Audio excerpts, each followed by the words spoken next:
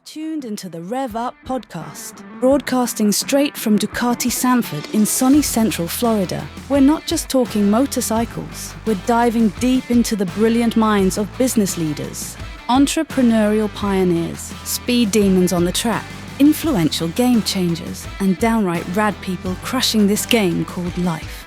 Let's rev up. Welcome to the RevUP podcast again. This is Nate and Ducati Dave is here in the house. We got a real special guest with us, folks. Tony with Western Powersports and newly announced Royal Enfield Build Train Race Program. Yes, congratulations. Build.train.race. Yeah. So for you guys that don't know, Western Powersports, we call it WPS. Yes, sir. Is a nationwide distributor of power sports products, and most dealerships utilize you guys for stocking the shelves, right? Yeah, it's been pretty good. Yeah, we do a pretty good job. Yeah. And then the Build Train Race is the first all-women initiative teaching women how to build and race their own motorcycles. That's so rad. And legitimately probably one of the cooler experiences I've had in recent memory for sure, but maybe in my lifetime. It was it's really cool. I can't Awesome. wait. Yeah. We'll get into that for sure. But man, you go way back with Ducati Dave. I mean, they were just talking about it, and I guess 2005. Yeah. 2005 for sure. We've been through a few dealerships. Trials and tribulations today. Yes. I met him at a Harley dealership when I started working there. And that was right before I met you guys, because I had my Harley when I first met you guys. You owned a Harley? I did. I had a 05 Heritage. Yeah, I've never owned a Harley thing. Listen, Raleigh loved my bike. Had big old apes and everything. Wow. So yeah. Unbelievable. So we've known each other for a minute. Thank you for coming on. We really thank you guys appreciate for having me. I'm super excited. Obviously, I always sing y'all's praises, and it's cool to be here and to be able to talk and just hang out with friends. Literally, that's what it's become. Like, you guys are, it's more than an average business dealing. You guys are like family. It's awesome. So I'm super excited to be here. Thank you for having me. Yeah. So Tony comes in the store all the time. He's one of our reps, and come to find out, he rides e-bikes. Yep. And then I went through an e-bike phase. I still got the bike in the We'll garage. get you back. We started going e-biking once a week, and man, awesome time. Ready? I can't believe I never got into it with you guys, but it's I okay. am shocked with all the other stuff. Yeah, with Ducati's e-bike program now, you got to get out there because it's a really fun sport. Yes, and I was hoping you would kind of push me a little bit, but you guys kind of had your thing a little bit going, and push me to get out there. We had a little click going, and you guys had your little click and didn't invite me, so I was like, all right, I am almost positive. I was like, hey, let's go. Come on, listen, man. it might have happened, but yes, I want to do it. There's no excuse. There's no excuse. Like I said, I got sick during the holidays enough to where I basically did a transformation. Died. I basically tried to die, and I did a transformation like you. I said, as I get through this, and I want to get through this, I'm going to buy a motorcycle, which we bought, and I'm going to get healthy, which is what you were doing and I'm doing now. And I'm going to do a track day by the end of the year. And maybe that'll help me get more in shape for it, is go out and ride with you guys. And again, that's the biggest thing with the e-bike stuff, and with, our whole crew or clique that we were going out with. There was guys that were over 300 pounds. And then there's young Kyle, who's out at the front at 130 soaking wet. Destroying everybody. But there's the ability to ride the e-bikes as a group. Dave, it was unbelievable. I mean, we had so much fun, and guys would peel off and hold back, and then we could all, it was a real cool community. And I mean, I almost right away lost 23-ish pounds. And I haven't felt better. Yeah. And it's going to be So the good. funny thing is, the 300-pound guy that he's referring to was Brian. Yeah, our parts manager. That guy is insanely fast. He's rad. Crazy fast. It's like he's like leading the pack every time. He's got the stamina. He'll ride till it's dark out. He'll be at the front of the pack. I mean, just incredible. Till after dark. Athlete. And currently I have a fractured collarbone and separated shoulder because Brian is a terrible friend and was like, we can do it, Tony. And I'm like, oh, sure we can. So if anybody listening out there hasn't, we hear all the flack from the analog bicycle guys. They hate the e-bikes, or the e-bike guys are cheating or whatever. I can tell you that it's riding a pedal assist e-bike it is a workout, and it's so much fun. So if you haven't done it yet, Try it. Just come try it. Come down, demo a bike. Just, you got to get out there. It is a blast. People don't like change. People don't like change. Just like with Ducati's change from trellis frames to non-trellis frames. People don't like it. Some people like it. I think it's cool because, one, it looks like it's helped a lot of the older guys and younger guys like Kyle. So who cares? Go out and have fun. Don't pick on things or just for being new. Have fun. Go enjoy yourself. And I really am. I am envious, and I do want to do it. I don't think that we would have continued to do it. And I mean, we still get together as a group. We still continue to do this week after week after week after week.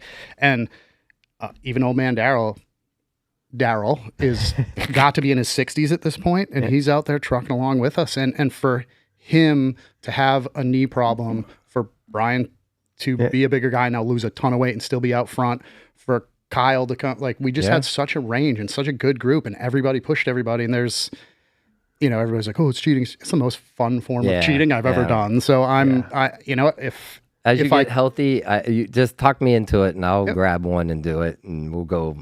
Maybe it'd get you back out there. I'm going to get back out there. Yes. So, Tony, I guess take us back.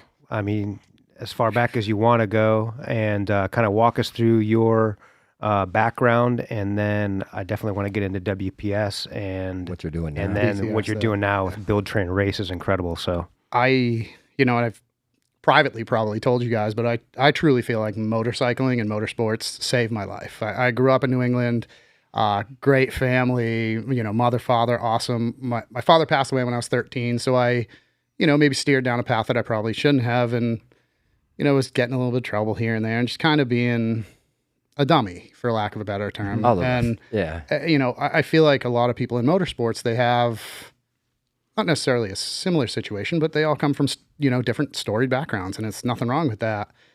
I found motorcycling and motorsports in 1996 and never looked back. And there was a lot of years like I was not doing good. And when I finally figured out like this is what I want with my life, I changed everything. I mean, that's amazing. Yeah. I gave up, getting in trouble and doing a lot of drinking and drugs in 2001 and went to school for motorcycles and moved across the country and left everything that was negative behind me. Yeah. And I've never looked back. Motorcycling truly saved my life. Like I don't know what I would do without it, honestly. Yeah. And that's why I come in and I see you guys, and every time I walk in the door, you always got a smile on your face. I've got my big dumb smile because I'm like, this is the coolest thing in the world. It is. Still to this day, I see actively 63 dealers, at least once a month. And motorcycling is the coolest. Motorsports in general is like the coolest thing we could possibly do. It really is. Yeah, you're always beaming with energy, positive energy. I like that. From the first time I ever met him. When you're in the business and you see these reps from these different companies coming through, and some of them are will be a little doom and gloom. They heard this place was doing that, or they heard this, and just kind of bring in some negative toxicity in. I'm not saying they're all like that, but there's a handful out there. But there's also a handful of guys that actually are very excited to be there and empowering, and they bring positive energy, and that makes our day. That makes us want to move forward and serve our customers better and be a better team and have better culture. So he every time he's come in, I've never seen you not have a smile on your face, even with your arm like that. And I'm looking at you, and you're like, no, I'm good. They showed me a video of you guys out at, oh my God, what was it called? Where you were in the pink. Oh my God. Yeah. The Woodsman Cup. Yes, Cup. And he's getting pulled behind on this plastic kids and bailed out right before they hit the tree. And I'm like, dude, Tony's the baddest. He's the coolest. And like I said, from the first time I met you, when I walked into that dealership, you were on one side, I was on the other. I was in sales, you were in service. Yep. And you, the way your presence is, like, I gravitated to you, and we became friends that the first day I ever met you. And it's been since 2005, and I really try to hold that in a really high regard. On the flip side of that coin, I walk into 63 dealers every month. And there are, on the flip side of that, some that, maybe they aren't having a record month. Maybe they're a little bit down, maybe, and you never know someone's situation. Like, hey, is someone's family member sick? Is somebody at the dealership sick? And if I can just bring a little bit of happiness or joy to someone's day, and some people are like, hey man, you need to tone it down a little bit. Like, we got serious business to talk about. Totally understand that. I will absolutely keep my mouth shut. But if you can smile and maybe crack a joke or just have fun and walk in and the customer, the end consumer sees, hey, this manufacturer's rep sitting there talking to the parts department, dealing with the parts manager, and they are engaging in a meaningful, lighthearted conversation. They're also getting their business done. I feel like that truly goes a long way. And when I come into your store and I have brought other, our manufacturer's representatives in there, I walk in and I'm like, guys, look. And you open the doors and see Dave over there working with customers, and they are the attention to detail. And it's like nothing else. And it gives me pride to know that you guys allow me into your store. Like, that's one of the coolest parts. Like, I've now built friendships with an owner who's one of the coolest dudes I've ever met. Oh, that I go bicycling with. No, it's true. You let people actually like in, where a lot of the owners will say hi and not really mess with reps or anybody. So my philosophy there is, like, with reps, to me, they're the barometer to gauge what's happening out there in the local.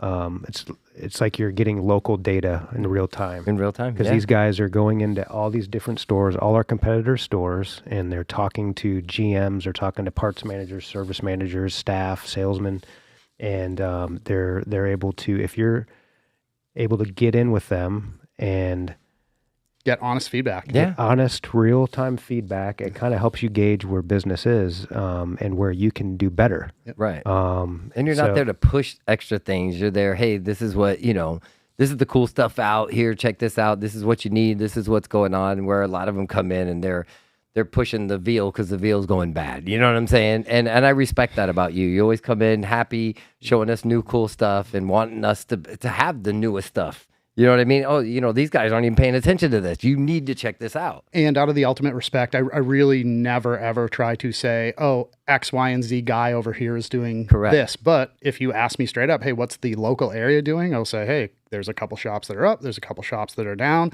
I probably do it more than I should. But when people ask me straight up, like, oh, what do you see? What do you hear? What do you know? I'm like, Sanford's on the gas, man. Like, and I probably shouldn't do that. And to any of the other dealers out there, I tell you guys the honest truth. Like, you guys are on the gas, like, legitimately, and appreciate that. It's real world feedback. And if people want to know and they want the hard answers, I'll tell them. Like, that's part of my job is to be honest and be upfront.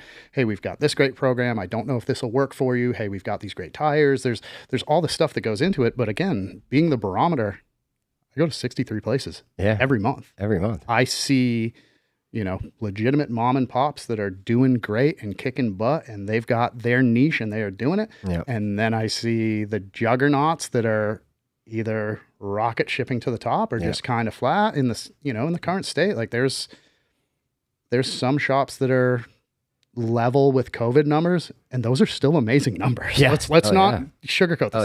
There was, if we can keep that kind of interest in motorsports, we'll still be doing all right. People are living now. I think COVID changed the world as the savers and the people that were like, well, I'll wait until, I retire or I get to this point.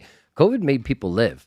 And some people are still on that level. They still want to do it. It happened to me. Like I said, I got sick and I'm like, what am I doing? Why am I not going out and being a part of things again? Like we do, but I don't do it as much because, we work so hard and stuff like that. But I always forget we're in this because we have fun. We love what we do. Love it. And for me, Ducati is, my everything. So I love going out with the guys tonight at 73 Moto. And we just had from Hart and Huntington, Chris, and he's like, David, if you go, I'm going. I said, you know what? I'm going. I'll be there tonight. That's awesome. So I appreciate that. I want people to come out and be a part of us, and we love it. And I think that's why you and I clicked pretty much immediately at a Harley Davidson dealer because you were the track day guy. You were a guy on a sport bike as well as owning a Harley. And I'm like, yo, this is my dude. Like I loved everything. I went through my own trials and tribulations. And I got to the point in life where We all my did. only goal in life is to motorsports. Oh, where do you start out? You start out sweeping floors. That's right. And I was a little bit older. I was in my early 20s. And for me, always the next step. How do you get a little bit better? How do you meet the guys and then make those guys proud? Right. And girls. Yeah. But I guess maybe that comes from, having a death at such a young age. I always wanted to make my friends proud. Yeah, and still to this day, like I talk to my boss, and he hates when I call him my boss, but my partner, the guy that helps me every day. Yeah. And I'm like, hey man, like what's the next step? How do I make you proud? Oh, well, we're doing this program and this. If you can hit this number, we'll be good. So again, meeting you and knowing that you were another like-minded, all the motorcycles are cool. I love got everything. a track bike and we're doing this Harley stuff. Yep. Rock on. Like it was so amazing. And So you moved to Florida and you kind of get, you go to school and then you get actually working inside dealerships. How do you transition from a dealership guy to actually working for a parts distributor? I got so incredibly lucky. It was, so Harley thing wasn't, it was super cool. It was a great learning experience. There was a very large Harley Davidson dealer in Orlando that I was lucky enough to work for. It was super cool. A couple of years. There was at the time, 05, 06, real big stunt community. Hooligans Stunt on motorcycles. Stunt wars. Yeah. So Star Boys. I've been to, I don't know how many of them, but there was a small mom and pop shop down on Sand Lake Road, HI Bike Shop, and they were the place to be. And I would get out of work at Harley and I would go down there and I'd be like, hey, can I sweep your floor? Hey, do you need help putting away stock? Hey, what can I do? Hey, and I would just show up on my days off. I would go there on the weekend. And finally, after months of just like hanging on, they were like, dude, you're here all the time. Can we just give you a job? Yeah. And so I did. And like parts and accessories, I'm like, wow, I'm like, this stuff, it's so new and shiny. And you get to help somebody outfit their bike. And there was an element of the sales. There was an element of like getting somebody geeked out on this super cool new Yoshimura product or hey man, like those tires are looking a little bit more, and let's go ahead and like let's make sure we got you covered. Do you know that they actually sponsored me and bought me a set of tires when I was starting to get into racing, and I met those guys, and I don't know if it had a lot to do with you, but they saw what I was doing, and they said, hey, if you put our stickers on your bike, we'll give you a brand new set of race tires. Race tires are not cheap by any means. And I was like, hell yeah, I'll do that. And I always had a feeling it was you in the background. I mean, we do what we can, but I've never forgot that. You know what I mean? And that was one little part of, okay, here's our journey. 05 here. Now you go to a little place. Now you moved on to another dealership. So and 08 happened, and unfortunately, 08 into 09, and the guys that founded the place, started the place, I didn't want to take away from what they were doing, putting food for their families on their plates. So I knew that, as a, certified technician, I could go to a dealership, and then we ended up at the same Yamaha dealer. Yamaha. And being able to be a mechanic and to get back into it and grind. Like, unfortunately, HI, shut down in 2010 after everything. Rest but, in peace. just work my way through. I forget who it was, but there was a service manager at the time. I'm out back wrenching, and anytime there was a customer, I had to go up and be like, oh man, hey, we're doing this, we're getting that. And this guy pulled me aside one day and was like, man, he was like, you're doing fairly well. Like, your way around a wrench. You could make way more money selling parts up front than you ever could back here. Why don't you talk to the parts manager? So the transition happens. Yep. So then you get into a role where you're at a parts counter, and I loved motorcycles. So if I had a customer come in, I'd be like, oh, what you do? What you ride? Oh, cool. Oh, I ride moto too. Oh, are you going to be? Yeah. Oh, hey, if you need anything, if you need anything, I'll be at the track this Thursday night racing. Do you want me to bring? So I'd have customers that I would bring them their stuff. I would have customers that call. They'd only talk to me. Yep. Going above and beyond that life we live. He really did. Yeah. And then, a couple of years of that, you move into a parts manager role. You just kind of grow and you cultivate this position, and you always, for me, I'm like, oh, I always want to do a little bit better. I always want to do a little bit better. My Western rep at the time got kind of transferred out to a little bit of a different area, and we got a new guy who's coming over from Tampa, Charlie Smith. Yeah. And him and my current boss, one day they were like, hey, like, slipped me a piece of paper. They were like, hey, this is completely up to you. We don't want to say nothing against the dealership Like or a whatever. mafia play. Yeah. And, you know, and they basically were like, don't open that slip of paper until you get home. We had nothing to do with this. Wow. It's, you know, and it was the opportunity to go to Alpine Stars. Yeah. So I, get home and I open this thing and I'm like, oh, it's a direct name and contact. This is the position they're looking for. This is what they want to do. Mm-hmm. And I remember. Yeah. Yeah, I remember. The next day I asked you your opinion and your thoughts. And I, again, like you guys have done with Ducati, and you've created like the pinnacle of brands in your building. I'm like, oh my God, it's Alpine Stars. Yeah. I get to go work for Alpine. Crazy. Yeah. Unfathomable, you know, 10 years prior. It wasn't, it was like, I didn't, never in a million years. Yeah. So I do the interviews, I get the first one. I'm like, oof, I don't know how that went. Like, I'm super nervous, like, sweaty and gross. Yeah, sweaty and gross. And again, we had the conversation. Yeah. Like, hey man, like and out of respect for the dealer I was at, I'm like, I don't know what to do. You have great people around you. If one of them was to come to you and be like, hey, I've got this opportunity, it would be hard for you to weigh like, hey, can I let this person grow who's in their, you know, mid-20s, or do I keep them for me because I know how good they are? We were in a place where they didn't care. Yeah. Yeah. So off I go to Alpine Stars. And I was so proud, dude. I thought it was the coolest thing, man. I really did. And man, it was 3 years of one of the hardest things I've ever done, but also one of the coolest. Yeah. I was a nobody. You know, I'm you know, you're stepping from a world that you are somebody into a world that you're nobody. Your local you're area. Yeah, you're having to learn how to go and sit down with owners who they want to know, like, hey, why is there only 32 points of margin on this, and why is there 38 over here? So you learn that stuff real quick. Yep. Spreadsheets. Yeah. I grew up in motorsports. What are spreadsheets? What's a spreadsheet? What's Excel? What's Excel? How do you work this? Literally hacking my way to victory. So, and I really, you know, it was just one of the coolest things. And then you get it, and you are all of a sudden thrust into this world. Like you're now traveling in Southern California. You are working at Alpine Stars.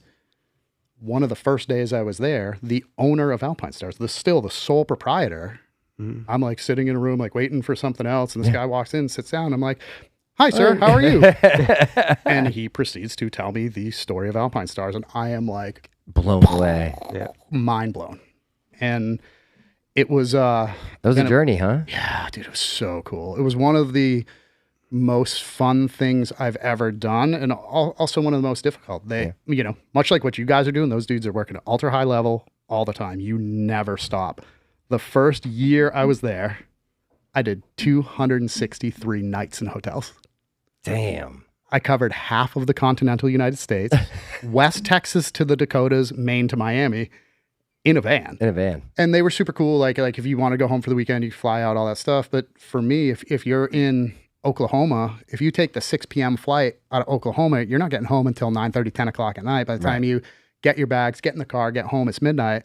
Well, 5 a.m. Monday morning, you got to be back on a plane. So, and there was, quite frankly, there was bonuses involved. So the harder you ran, the better you did, the more money you could make. And at the end of the day, I think I heard you say a very intelligent thing, and I love it to death. Profit's not a dirty word. Everybody's got to get a piece. So to be able to go out and grind and to be like, I'm better than the next guy. This is why I want to do this, because I know I can do it. I'm better than the next guy. I'm better than the next guy. I'm better than the next guy. So you just run and run and run. That's right. You want to be the best. I want to be the best. I want to make you guys proud. Yeah. All you got, you know, all the friends that I met along the way, the guy that gave me the job at Alpine Stars, the two dudes that helped me, you know, my current boss and Charlie Smith out of Tampa, who's still currently the Western rep. Like, I'll make these dudes proud. Yeah. So it was gnarly. My beautiful, lovely, intelligent wife, who you both know, she never batted an eye, not one time. She was like, chase your dream. This is what you want to do. This is what you need to do. So, man, it was so rad. That's awesome. 3 years into it, it's now you're, you know, a couple hundred nights a year in hotels. It's getting rough. Yeah. And what's the next stepping off point? Where do you go? Right. You know, getting a little bit older now. Like how do you go from, your little town home that you're maybe renting to what's the next step? How do you get to the next step? And because I was working so closely with Western Powersports at the time, I reached out to a couple of guys and I was just like, hey, this is what my feelings are. Is there any opportunity? I heard of, hey, potentially there might be an opening with Scorpion. Mm-hmm. I loved Alpine Stars. Like, it was amazing. And it still is. And I'm still lucky enough, we're in the position I am now. Mm-hmm. I still get to see it, touch it, feel it, provide like ultimate level protection and the coolest stuff ever. I got to say, Alpine Stars is like probably one of my favorite. It is. They like look products like this. This the quality. And just it's the just look and the style. Man, they got it dialed. I got that Ducati jacket with the Alpine. It's just so mean. nice. It does. It looks mean. And the A Stars logo, I think at the time it was either number 3 or number 5 most recognized logo on the planet. It's like the Coca-Cola, and it's the Harley Davidson bar and shield. And like Alpine Stars was right up there because it's not just in the United States what we see riding around. It's World Superbikes, MotoGP. Yes. They're doing All over the Formula One. They just like, and again, I got to do so much cool stuff. Of course, but Nikki was a big face for that. Yeah. You know what I mean? And that for us Americans, you got American thing overseas. And it was amazing. They changed everything. Yeah. They really did. So the transition over to Western Powersports was relatively seamless. I had been working with those guys so closely and I had built some really good relationships. And again, it's guys that I just reach out to and I'm like, hey man, like I think I would be a good fit. I want to make you proud. Like I want to be better than the last guy.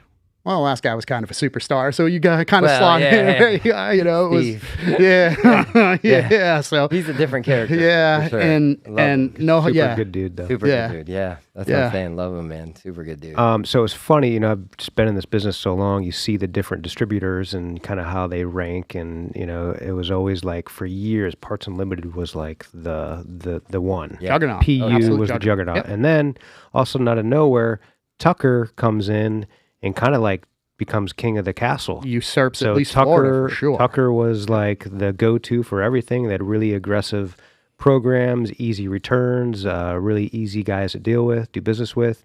And so WPS was always kind of like third place, right? Third on the podium. Yep. And there's been so much volatility over the past, 5-6 years with some of these distributors that like slowly you've seen WPS creep up to the top. Yeah. So now like you guys are the premier distributor for the most part. From my perspective, from a business owner, you're now the go-to at this point. So it's been pretty fun to watch that happen. Yeah. And I truly think it comes from, great leadership, inside WPS, and there's there was volatility and things had changed for other distributors, but there's the cool thing with the Scorpion thing is now I'm week on, week off. So I'm home a week, I'm running reports, I'm seeing inventory, I'm reaching out to reps across the country, and I am traveling with, I got really lucky when I finally landed this position.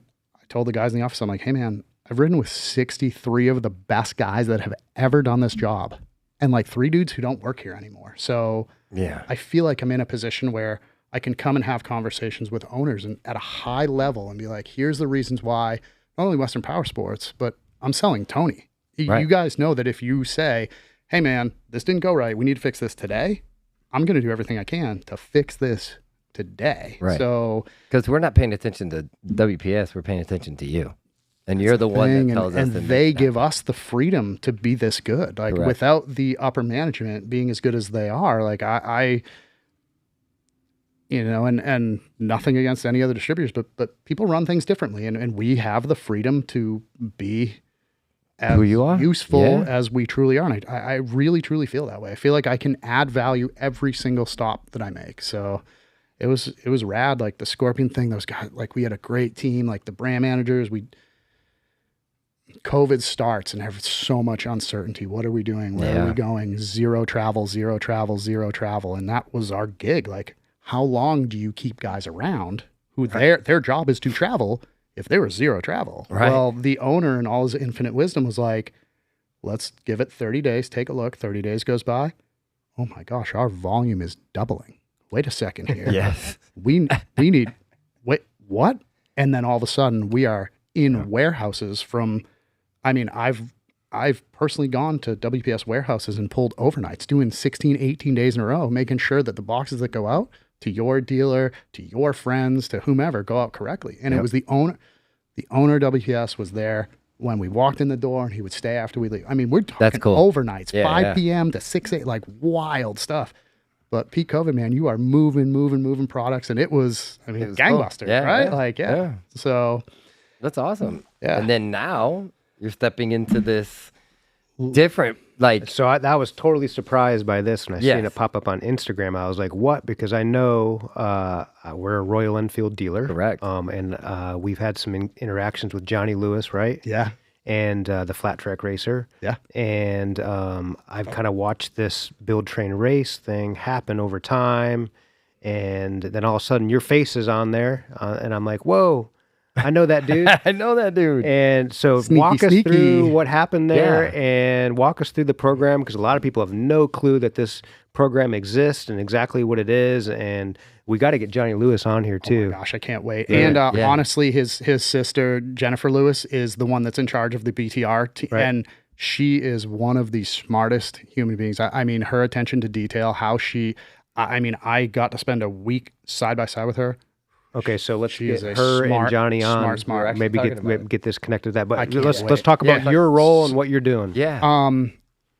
Randomly, I get a phone call from a longtime friend, a kid that we used to sponsor when he was, 13, 14, 15 at HI Bike Shop. And he's like, "Hey man, I'm filming for American Flat Track. I work closely with Johnny. There's this opportunity." And I'm like, "Oh wow, that's really neat. Like, what an interesting thing. I don't know." Yeah. Yeah. And so I get more information on it. And the first thing I did was I walked in your door and I went right to Brian. And I was like, "Hey man, you're like my big brother. I need to know, like, what do you think?" Mhm. And his immediate reaction was, "Are you serious?" He's like, "Bryce and I traveled the country and paid for it." Yeah. He was like, "If you can go do this and be a mechanic for this high level of it," he's like, "you need to call and do it today." Wow. That's amazing. And I went home and I had the discussion with the wife. "Hey, there's going to be a couple weekends." I immediately called my boss and I'm like, "Hey man, there's going to be," so it's over a 9-month period. There's 6 total races. Plus we did 4 days of the build in Texas just, a week or 2 ago. So I kind of was just like, "Man, there's this opportunity. What do you think?"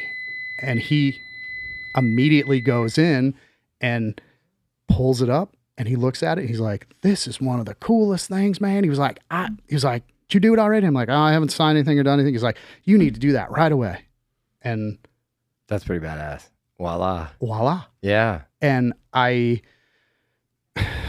my experience so far has been nothing but amazing. I didn't know what to expect. I did a little bit of research. but So this is female only racers, and they're actually building their motorcycles and racing those motorcycles. racing those That's motorcycles. insane. I love that. I will 100% give it up to Royal Enfield. Like, I didn't know what to Yes. expect. I see, and I started following them. I'm looking on Instagram and I'm doing the research and I'm like, wait a second. I'm like, these girls get this stuff and it's a 2-year contract. Like the new girls that came in, which I went, to Texas to help them. Yep. And I wasn't building the bikes.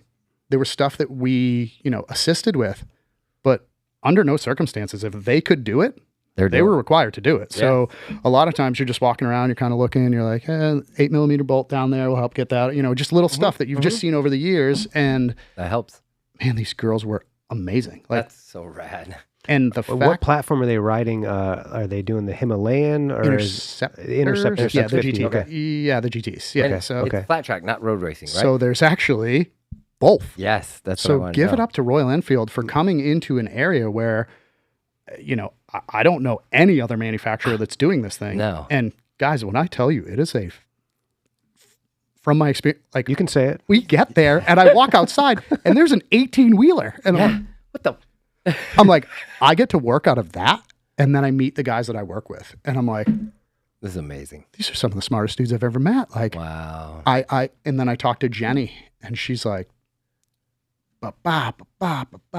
I mean, like there was no stone unturned. And like some of the stuff that they put on these bikes, come to find out at the very end, I don't know how much I'm allowed to say, but like these girls, I mean, these are the girls' bikes, period, full stop, end of sentence. So oh man, it was. I can't wait to see the progression and what we get to actually see. I have been begging. I want them to come by so bad. And so are they going to be racing in Daytona? They are racing Daytona, my friend. And I will be in the pits as a mechanic. How are we not having them in the store in Royal Enfield? We just got this. I'm saying, like, he's how the do guy. we not have get the guy? this? Like, Hi, how my do name's we Tony. not do this? So I was telling them the same thing. Yes. I'm like, ladies, like, We have to be here. yeah. The way we got connected with Johnny Lewis was I got a phone call from Royal Enfield. This was 2 years ago when he first partnered with Royal Enfield, and he won one of the races, like one of the initial races, and there's all this hype and excitement around it. Well, I get a call that like, hey, we need a motor, and the race is like tomorrow, and we can't get the crate motor ever down, so we need a motor. So I had literally they bought a bike from us, Right. and did a motor swap for his bike, and so he shows up to get his motor or whatever, and gets a whole entire bike. Yeah, He's so like, here you go. But a really nice guy, and that was him racing. It wasn't the BTR stuff, Right. but so the BTR stuff started taking off, but there wasn't really a local thing. But now we have a local connection through Tony here. And Johnny lives in Florida, so we can. I want to do something where we do some type of collaborative event at the store to talk amazing, about that. And Johnny's whip smart too. Like he's a really intelligent, really hardworking dude, and he has a facility not too far away from here where he's got a flat track built in. He actually teaches schools, so. And I don't know what we can do and how open we are, but imagine taking a couple of people. Imagine taking Lexi and Kyle and going up and be like, hey, man, you guys want to want to go watch a practice? Yeah. Hey, you want to get on one of the small bikes and see what you do? I bet that. Oh, my God. I would love to do it. And anything I can do to help. And that's why I asked Brian, because I truly feel like it was something that I've always wanted to do. Factory race mechanic. Like, that's amazing. Like, and it is truly a factory effort. But for me to come in and be like, hey guys who are my friends, guess what I'm doing? I get to, a brand that you carry, I get to help these girls do this incredibly amazing project. Wow. And what if we can bring attention to the store? I feel like that's great business and marketing. Amazing. I mean, I am an independent contractor. I work for Western Powersports, but I am Tony Colella who works for Western Powersports. My job is to make sure that you guys are as happy as possible, as with Central Florida, as with all these other places. I need to make sure that you guys are 100% taken care of at all times. That's rad. So on the flip side of that, now I am the factory mechanic of one of the brands that you guys sell. It's a pretty cool system. Like, I don't know. I feel like it was suck, right? Not a terrible idea in my part. And again, that's why I have so much trust in Brian to steer me in the correct direction. That I went in and I was like, dude, I'm scared. I want to make you guys proud. I don't want to let you down. And as soon as he was like, man, Brian's all like, he's like, me and Bryce paid to do that for all of you. If you don't go, and I'm like, it's a good impression. Yeah, it is. Well, it was great. No, we're excited for you, man. We're really excited. I want to see how this works. I really appreciate it. And it was just such a great experience being in Texas, being with the whole team. And again, Johnny comes in that first day, and I mean, this is what it is. And the girls are coming to Florida to train for a few days before the actual physical flat track event. So I will be up there inspecting and making sure everything goes right and everybody's safe. And then we worked at, I think it's the 7th and 8th, but we'd have to, maybe I can get Jenny or Johnny to come down here sooner rather than later to get that stuff, go over it with you if you guys have time. And then, man, we do a couple, I think we're going to Sturgis. Oh, wow. During Sturgis? I don't know all of it, but like, I'm just along for the ride at this point. And that's amazing. The normal goofy smile that I have, you should see me. Oh, you should see me in Texas. Like, Coda's. Yeah, you couldn't find a better guy to have in the pits, right? Man. Like that's like helping you get out there on the track and do your best. So awesome. And the two other mechanics, Pat Mooney, who's Pat. Yeah, Pat. He owns his own bicycle shop up in Eustis. He was a very, very talented road racer and just he is one smart guy. So be able to work with guys that are, better at X and Y than I will ever be. Like, that's knowledge that I get to earn that no one can ever take away from me. And then the man of the hour is Scott Baker, whose brother is Brad Baker, Brad the Bullet, who was national champion. Yeah, Brad came to our store and did a autograph signing when he was when he was part of the wrecking crew. Yeah. So how cool is that now Scotty Baker is a dude that I'm like, wait, what? I get to work and learn and flat track wasn't. It's always something I've been like, that is the coolest thing. I want to do more. I want to know more. I want to learn more. So now to be able to learn from two guys who are literally, I can just sit there and sponge all this information. It's been just amazing. Yeah, absolutely amazing. Well, man, we love your enthusiasm. We appreciate everything you do, and thank you for coming on here today. Yeah, man, we appreciate you. Yeah, it's kind of a different guest, as far as like what your role is to, working in these dealerships and, just your experience that you bring in. It's just... And I've got to watch you grow, you know what I mean? Appreciate that. Cool. Yeah, appreciate that. Yeah, no, and again, like...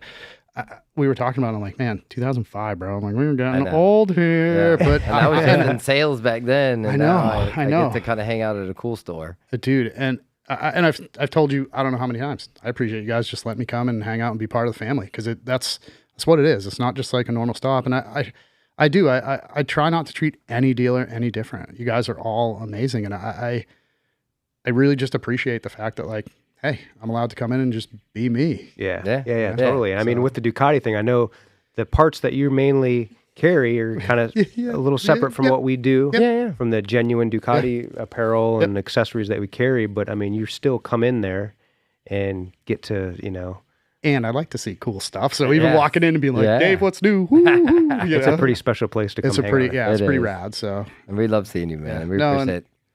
Dude, again, you guys are awesome, and I just appreciate, let me come and hang out and be me 99.9% of the time. Awesome. So let's get these Ducati e-bikes out to the trail with Tony. Man. And, we got the MIG-S, we got the, what is it? The TK. The TK. We got some, Ducati has some, they're taking that stuff very seriously, and we're going to get out there. So we're going to ride some Ducati e-bikes and make it happen. And get Ducati Dave back in shape. I'm ready. I'm ready. Dave. Come on. Let's say I'm ready. Cool. All right, buddy. Cool. Thank you so much for coming on. For everybody, thank you for watching. Please subscribe. Give us a follow, like it, smash the like button. Yeah. Apple, Spotify, you know where to find us. But yeah, have a great day. Thank you. Don't forget to rev up. Rev up.